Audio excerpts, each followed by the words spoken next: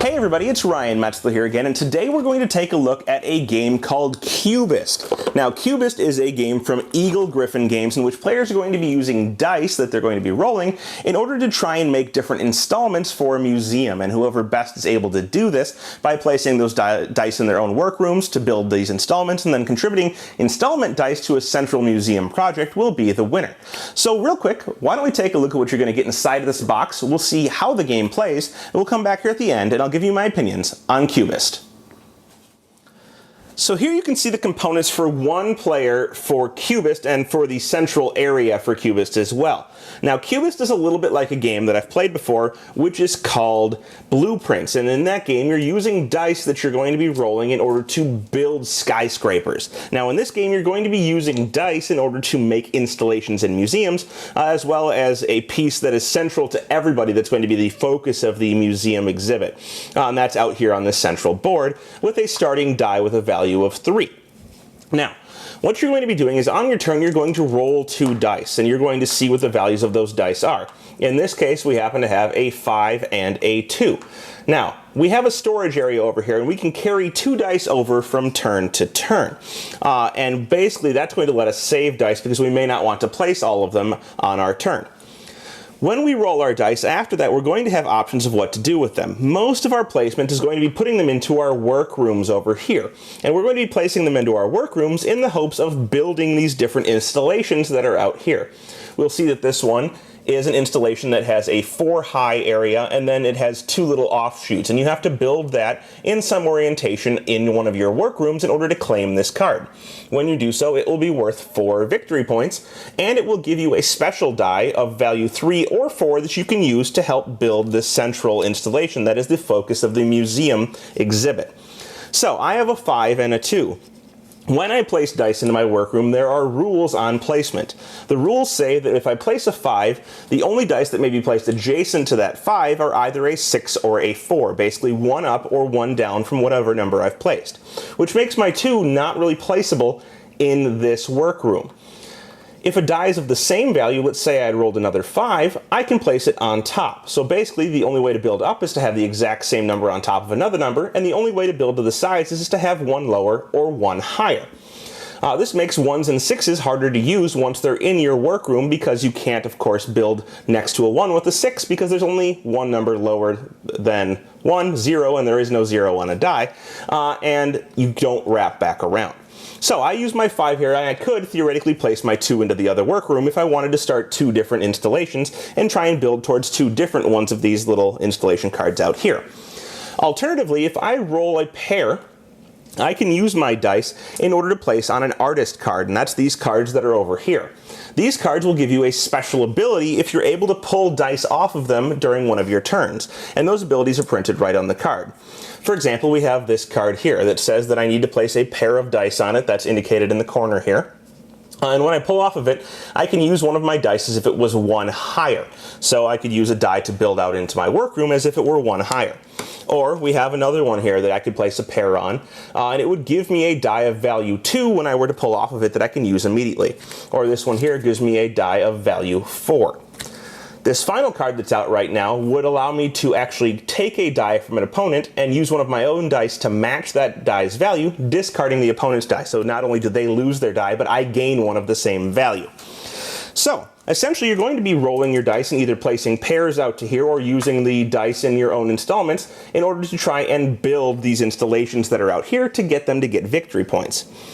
The third option on your turn is that you may, of course, not use the dice at all. You may store them in your storage room, which are these 2 spaces right here.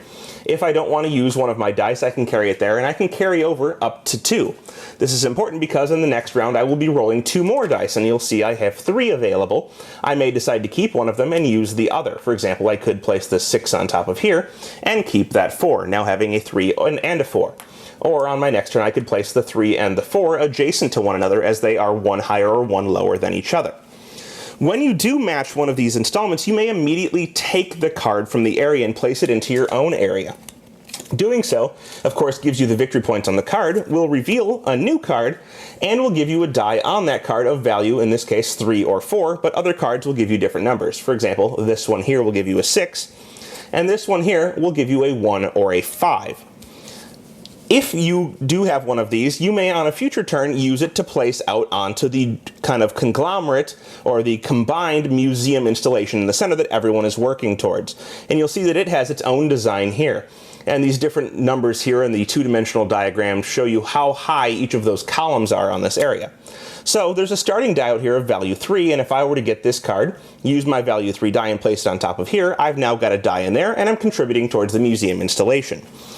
Now, as this goes on, you're going to be building these cards, you're going to be collecting them, and you're going to end the game when either one player builds 5 cards, or when this museum installation is complete, and you'll total up points at the end of the game. Throughout the game, there's going to be some fighting over these artist cards as people will play pairs out onto them. And when you play a pair, that pair must last until the next round in order for you to be able to use it. Someone else may beat your pair by playing a higher pair, and that will knock your cards off. So there's going to be some back and forth there. There's going to be some competing for these cards, and hopefully you're not stuck building something that somebody else beats you to, and then you have to destroy your entire kind of workroom in order to start over. But essentially you'll be fighting over building as many of these as possible and contributing as many dice to the center of the table as possible in order to score victory points. Once one of these two endgame conditions happens, the way you're going to score points is by adding up the value of all of the cards that you have in your area, the victory points in the top left-hand corner.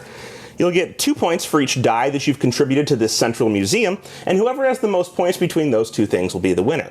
If there does happen to be a tie, the tie will go to whoever had more dice in this central museum installation, so you will want to focus some of your efforts out there, just in case that you happen to end up in that tiebreaker scenario. And there you have it. That is Cubist from Gryphon Games, a 2 to 4 player game that plays super quickly. I think 30 to 45 minutes for all of my plays, maybe up to an hour if I had a really slow or indecisive player. The game, as I said, does remind me very much so of Skyline, which is another game which uses dice to build structures. But overall, I think the gameplay is different enough between the two to make this one a viable option. In this one, you're going to be using dice according to a specific set of rules, not scoring them based on those rules, but only being able to place them based on those rules. If it's one higher or one lower, you can place adjacent. If it's the same number, you can place it on top. And so the luck comes into it quite a bit, I think, in this game, where you have to roll the right dice in order to be able to play them. And if you don't, you're not going to be able to play those dice out and make installments. And that's a little bit of a hindrance for me in this game. Because if you do roll really poorly and the dice you're getting simply don't allow you to build the installments that are out there, you're in trouble. Now, that doesn't mean you can't use your dice to place them out on artists to get benefits that will allow you to either modify your dice, get more dice, or steal dice from another player in order to play them out. But it is a severely hindering factor in the game, and if you do really, really poorly in your rolls, you're simply just never going to be able to compete. And I did see that happen from time to time. So there's a luck factor here that does kind of make the game a little bit worse for me.